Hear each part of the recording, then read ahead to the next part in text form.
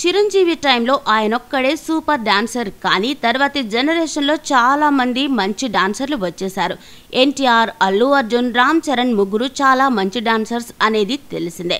కానీ తెరపైకి వచ్చిన తర్వాత వాళ్ళ డాన్సులు చూసి జడ్జి చేయడం వేరు, తెర వెనుక వారు ఆ స్టెప్స్ నేర్చుకోవడం కోసం పడే పాటలు వేరు. మరి వాళ్లతో పనిచేసిన వారే ఈ ముగ్గురులో ఎవరు బెస్ట్ అనేది చెప్తే, ఈ ముగ్గురితోనూ నటించిన రకుల్ ప్రీత్ సింగ్ చెబుతూ, తారక్తో డాన్స్ చేయడం చాలా కష్టం. అతనికి కొరియోగ్రాఫర్ ఏ స్టెప్ చెప్పినా అలా చూసేసి టేక్కి వెళ్ళిపోదామంటాడు. అసలు రిహార్సల్స్ చేయడు. తనతో చేస్తుంటే టెన్షన్ వచ్చేస్తుంది. అందుకే తనకంటే ముందు ఆ స్టెప్స్ నాకు నేర్పించమని అడుగుతా అని రకుల్ వివరించింది. అదే అల్లు అర్జున్, రామ్ చరణ్ అయితే రిహార్సల్స్ చేస్తారని, వారితో ఒక్కరోజు రిహార్సల్స్ చేసిన తర్వాత టేక్కి వెళ్తుంటారని, కానీ తారక్తో అలా ఉండదని, అతను చూసి స్టెప్ ఏంటనేది పట్టేస్తాడని చెప్పింది.